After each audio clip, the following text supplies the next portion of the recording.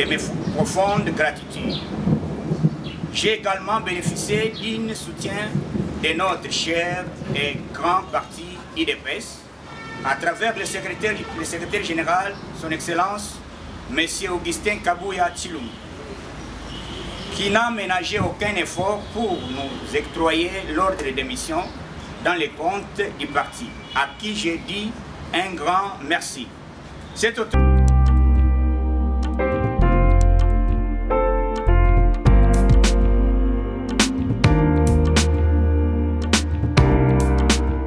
Premièrement, j'ai dit merci à l'Éternel Tout-Puissant qui nous a donné encore l'opportunité de nous rencontrer à ce jour. Merci à vous, messieurs et madame de la presse, pour votre disponibilité qui nous ont permis de s'exprimer devant les Congolais aujourd'hui. Moi, votre serviteur, Delphin Katende Tumbayo Kasson, président, Parlement debout 10e mairie limitée, je viens d'une tournée de 30 jours en Europe dans le but de la régionalisation et mobilisation de tous les Congolais de diaspora en général et de l'IDPS, notre parti en particulier. Cette rencontre est pour nous une occasion devant vous présenter ce qui a fait l'objet d'une notre tournée en Europe, laquelle mission nous a permis de mettre ensemble tous nos membres autour d'un idéal commun, à savoir le peuple d'abord. Lutter contre le tribalisme sous toutes ses formes au sein de la diaspora. Solliciter le retour de la diaspora pour investir en tant donné que le climat des affaires est devenu favorable dans tous les soucis de permettre l'emploi à nos combattants. Faire comprendre à tous les diasporas qu'il y a un seul, le président de la République et le chef de l'État, Antoine Félix Tshisekedi Tshilombo, qu'on doit soutenir pour le développement de la RDC, à qui je rends mes hommages les plus différents pour les paris de la diplomatie gagnant à travers le monde et pour avoir réussi à mettre tous les décideurs du monde autour d'un intérêt de la République démocratique du Congo. J'apprécie à sa juste valeur l'ordre qui a été donné pour cette tournée de l'Europe par le président Aïe à l'intérim, honorable premier vice-président de l'Assemblée nationale, Jean-Marc Akaboum, à qui je présente mes remerciements les plus sincères de mes profondes gratitudes. J'ai également bénéficié d'un soutien de notre cher et grand parti IDPS à travers le secrétaire général, son Excellence, M. Augustin Kabouya Tshilum, qui n'a ménagé aucun effort pour nous octroyer l'ordre de démission dans les comptes du parti, à qui j'ai dit un grand merci. Cette autorisation est pour nous une marque de confiance que nous ne trahissons jamais. Ce travail a été réalisé dans 5 pays à plusieurs villes de l'Europe, à savoir la France, la Belgique, l'Allemagne et la Hollande. Partout où nous sommes passés, nous avons bénéficié d'un accueil chaleureux à l'auteur du parti au pouvoir. C'est pourquoi je remercie toute la diaspora pour l'enthousiasme manifesté, le soutien spirituel, matériel, moral et financier qui n'a cessé d'apporter à ma personne. Merci à Papa Laurent et Maman Nano, Maison L'Ukrainien, qui a facilité dans les moyens de transport. Sans oublier Maître Donald de la CSTV en Belgique, et le docteur Mukuna d'Allemagne en Cologne, Monsieur Alba de la Belgique à Los, le Salon Amédée, France et Paris, l'association de la France, l'association Fati Béton, l'association Fati Solution, l'association le Mama Fati, l'association Fati Mokonzi et l'association Congo Fort. Nous présentons vous également vers tous les parlementaires debout et de toute la République, ainsi qu'il y a tous les parlementaires debout qui ont manifesté leur joie envers ma personne, se mobiliser massivement pour m'accueillir dans le repos jusqu'à la maison. Sachez une chose, que cette victoire est la vôtre. N'ayez jamais baissé le bras, car la lutte continue. À tous ceux qui ont de loin ou de près, qui m'ont soutenu, réservez l'expression de ma reconnaissance et je vous en remercie. Notez bien, j'ai constaté auprès de nos ambassadeurs en Europe, en France, en Belgique et en Allemagne, la continuité des antivaleurs, entre autres la maintien des effigies des anciens présidents, les refus d'octroyer les passeports à certaines catégories de Congolais. Ils ont facilité le non-respect de notre drapeau. Nous les mettons en garde et nous demandons au président de la République de prendre ses responsabilités à ce sujet. Que Dieu bénisse la République démocratique du Congo, que Dieu bénisse et protège les couples présidentiels, son Excellence Félix Tshisekedi Tshilombo et Maman Denise Nyakero. Que vive l'IDPS, que vive le parlementaire debout. J'ai dit et je vous remercie. Merci beaucoup à les Congolais nyonso oyo balandaka yokason. Baotu ba soutenir yokason. D'ailleurs, nakoloba ke kolunga na ngai na Europe ezalaki pona kosangisa ba Congolais des oyo bazali ko vivre en Europe. Oh, bazalaki basilaki espoir. Tribalisme ezalaki libanda ya kotuna te. Tango nakendaki na cadre wana na sali na kutani na tamboli d'abord France, Belgique, Allemagne partout. Na keti na Hollande pona koyebisa bango ke Congo ezali moko o ezali kokambama na mokonzi ya mboka oyo bazobenga excellence, son excellence Félix Tshisekedi Tshilombo. O tozobenga Fati Béton. Yango cadre wana tokendaki koyebisa bango ke voilà moment opportunité. Bato bazali kotourner le climat et affaires nan ekokité. Maintenant Fati a facilité quand même que la justice est comme il faut travailler. Fati a facilité ba passeport ou visa plutôt ou ezaki ba muso bazali kozanga moyen ko koma na Congo. Apesi bango opportunité ba koma na aéroport bazo visa na bango. Donc na yebisi bango tina ya kokundaka libanda kofingana baluba ba Congo ba soyili to sangana poto tongo ekona na biso. Donc ezalaki na cadre wana yokason. Je suis IDPS, mais maintenant nazalaki na kendaki libanda na cadre ya ko sensibiliser et ko mobiliser ko redynamiser encore notre parti. Oui, c'est bango ke Congo ezali moko ngonge koki poto simba na loboko poto tongo ekona na biso. C'est pour cela na rendre d'abord hommage, na remercier d'abord chef de l'État, puisque azali mokonzo azali to sambela mingi ponza mbabatela ye bisika azali na ye na Maman Denise Nyakero. Et mes remerciements ezali sous encore na président et intérim Jean-Marc Kabunda Kabon, le président et assemblée vice-président et assemblée nationale et le président du parti l'IDPS et le secrétaire, son excellence le secrétaire général Augustin Kabouya. Oyo atali ce matin pour signer ordonnance pour que ngai document comme ordre de mission pour faciliter ngai nazwa visa. Mais financièrement ezali na batu oyo basali que lelo yokason abima libanda basali yango ezali maison les Créniens ezali maman papa Laurent et maman maman Nanou basali yango na etamboli namoni comment Congo bato bazalaki basilaki espoir sont à Tamboli.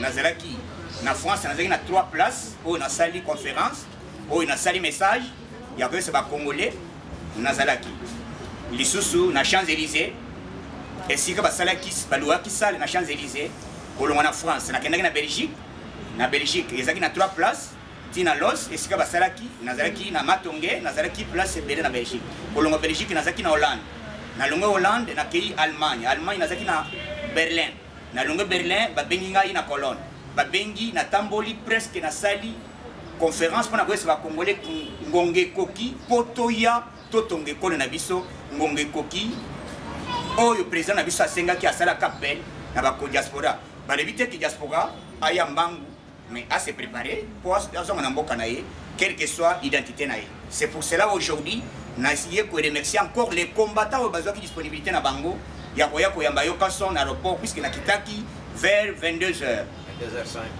22h05 mais toyé ko komanda vers 0h donc batu besoin qui disponibilité na bango les combattants de l'IDPS oyo besoin qui disponibilité na bango. Maintenant je ne suis pas encore na commission comme ambassadeur ya ba parlementaire de puisque na kei ko lobela bango na kei ko lukila bango oyo nini ko kozanga te davantage ezali na ba société oyo yokason na kotai na bango ezali na batu oyo ba commerce international oyo balingi baya ko investir awa lokola ba allemand baya ko ya ko tia système na bango ba ya ko inaugurer officiellement yokason à côté na bango en contact pour appeler ce message et pas mokonzi mboka ba fongole liboke ba petit basomba en désordre. Donc to kopesa cette occasion na kotikela moto ya kolinga kotuna question peut-être wazana mwali loba poto fongole liboke nya tabore to merci beaucoup. Betere Fatima Boko. Il va évacuer le président de la République. C'est la toute première fois pour constater que un président de la République congolais a fait un discours 2 heures du temps. 3 heures. Presque 3 heures du temps. Sans quota là haut son gros pakal. Bandaki koto une expérience. Ils ont vite compris que Fachi à la Kini, à lobby année prochaine, année il y a action. Les ateliers année à côté là. Fachi à lobby année prochaine, 2020, année il y a qui s'en met banda. Donc c'est pour cela, dans le moment où le président a pris occasion à lobby que Ndenge à lobby, les Congolais n'ont pas de lobby qui n'a pas de l'année prochaine, d'ici janvier, les Congolais vont vous amener ça là. Et aujourd'hui, vous-même, vous avez constaté que le président de la République, Félix Tshisekedi Tshilombo, a l'acquis en Goli sous lobby que l'année prochaine, les années, il y a mis ça là, les Congolais vont vous amener ça là. Discours, vous avez un bilan. Puis c'est tout ça, il y a Kalate, pour tout le monde, l'autre en d'autres cas. Puisque ceux qui ont fait bilan pour Kaleleka, la promesse est réalisée, mais ce n'est pas nous, l'IDPS et Félix Tshisekedi Tshilombo. Aloba, gratuité enseignement, et il y a Monana. Aloba, que d'abord, pour améliorer le salaire, il y a des soldats, au moins il y a des enseignants. Soldats, c'est aussi 75 000 francs congolais. Mais depuis Fachako Aye, le lobby qui soldats aussi 420 000 francs congolais. Wana, ils ont dit soldats assez, policiers assez, officiers 727 000 francs congolais. C'est quoi, il y a eu 100 000 francs minute. Ma balle, oui, pour faire des raisons. Merci beaucoup. Devant les 2 chambres. Alors, comment gouverner? Comment ambition il y a sali na il y a sala. C'est comme ça n'est pas le discours il y a présidence de la République devant les 2 chambres. Au moins que je ne m'abuse il n'a pas été dans ce père de bâtiment président peut se bilan na côté de na pouvoir na oya sali ko envisager ko sala. C'est comme ça n'est pas le discours. C'est OK et là pas si batwana. Ce qui est pas moi mbele batikali. Mais ce n'est pas moi. Pour mpona nini? Oya sali e bandeli. Makambezo ya liboso ezali ebele peza minene ya kosala bafungoli na porte kete bima libanda yo binyo bandiko welelo yebite ki libanda ko sala ndenge ni o ezali premier pas ya sortie ke yo kaso ke komona libanda bon voyage mususu ba ko kende ko tianga bina ba contact na ba batu ya kanto ko bianza ezali ebele je ne peux pas me limiter ici donc d'où il faut kotala nanu ngai na kendaki batu wana ezali bazana politique te bayebi politique te et puis depuis na kendaki na moni bangote soit disant les combattants c'est nous les parlementaires de et les combattants de l'IDPS na moni batu wana te batu nyoso coin na moni mon côté na ngai moko kutu na zaki libanda par exemple apesi nga opportunité na zaki na bakomba we bagadaki ngai nyata borto bane po banga na banga kate ngai nde na bangi saka na bangi si bango nyosu point d'abord soit disant wana zalaki te na libanda na poto bango to bamonani te na zaki na matongi na biso na Belgique na zaki na gare de midi na zalaki partout na tamboli partout na Bruxelles na zaki na Los na zalaki partout donc na moni bango te na France na zaki na Tour Eiffel na zaki partout na kei na Champs-Élysées na kei na stade ya France na kei na nini nini bazo benga place babeta la musique eza nini Zénith non Bercy nazalaki wana donc yo kotuna yokaso akei libanda na ya kobwaka ngunda biso lelo nano makambo ezali boye Fatima nde eza moko te akosala ya moko na ya mibale na ndandam bosiko ngai na banda siko nakima pouvoir nakima nakende libanda mpona nini wana ezali kofaire sali image ya biso idps na image ya moto apesaki ordre d'émission donc je ne peux pas faire cette histoire or makambo ya kosala ezali ebele yokaso nazomona nazali mitete nazomona mosika messieurs sali déjà tokobanda komotive bakongolais nyonso bisika to bazali bazwa sikoyo responsabilité na bango mboka nyonso avant baconstruire yango po ebonga ezosenga volonté politique na amour ya mboka yango nde kosala ke mboka na biso évoluer donc pour le moment bakongolais nyonso et puis tokobanda biso ngai comme parlementaire debout na kosala comité oyo tokobanda kolandela batu oyo bazali kolinga te ko respecter l'idéologie à chef de l'état ngai yokason tokosala par tous les moyens to les kaka place partout to motiver bango oyo bakolinga kosala yango te bakosanti biso tokosala lumbe et puis na lingana profitango de susu bambassadeur oyo bazali kotosa maloba ya chef de l'état te bazali kotosa ngote na lobelaka ngona en français na lobi que bazali kosala ko respecter d'abord bazali kozwa photo ya ancien président babombi yango baye ya président basali yango bati yango et puis batu ben civique moko bazui drapeau ya Zaïre bamatisi yango bino ambassadeur botiaki idée na bino wapi donc ngai na obaka ngonda te yokason na sali visa na ngai ezalaki ya 30 jours c'était prévu na zonga le 12 décembre et puis ezalaki anniversaire na ngai et tombé ngai na kati ya Bruxelles Airlines ba médecin ba pesa champagne malgré na melaka mote mais na kabeli ba mama moko azali wana ya mondele allez merci beaucoup merci engi ba congolais nyonso to yesi koyo to soutenir mokonza mboka ngonge koki ya kotonga ekolo na biso Muluba, Mukongo, Moussoïli, Mongala, bête na bête. C'est ça le moment où il y a la construction, il y a pays na biso. Chef du quartier, bourgmestre, gouverneur, à travers la République, bozo siko responsabilité na bino. Boti que la tête au président ko kokate bo sala boy. Oya kolinga ko tosa maloba ya chef de l'état te to ko déboulonner. To ko bana ko sala ba marche partout pour to sala que ba pays mususu ngai na moni lokola Allemagne et tongama na ba combattant. Et ton gamin a bateau, il y a volonté. Le billet n'a ezali que question n'a ezali ba congolais to mi pesa na bolingo ya kolinga mboka na biso puisque pour mboka nyonso ezo développement amour d'abord ya pays to simba na sikoyo to motiver ba bourgmestre to motiver ba chef du quartier to motiver ba gouverneur pour que mboka na biso e banda construction d'abord lokola ba tout bazali ko sala libanda matérialité ya muibi ya corruption libanda ezate et puis système numérique le président la kiyango nde loko ezali ko régner libanda système numérique nde système où ezali ko sala que ba banque monde entier et au développement Yokason merci Daniel de l'État s'il vous plaît moi personnellement depuis la salle politique na tigala wolinga wetaka bango kompanga bien ça déconne te na lobby papa si je te dis ah on a zali devant tout n'a question Augustin Kabuya tout n'a combattant à parlement mais je te dis est-ce que azoto c'est makambo yo ya parti kasi yo beto mona ki photo en élection ezaki mais élection na éviter pourquoi na télé zo mona na éviter na mona wote non mona wote na éviter azalu kanini na kenda kisoka ngende koya kwanga je sais pas merci donc kuna na éviter merci OK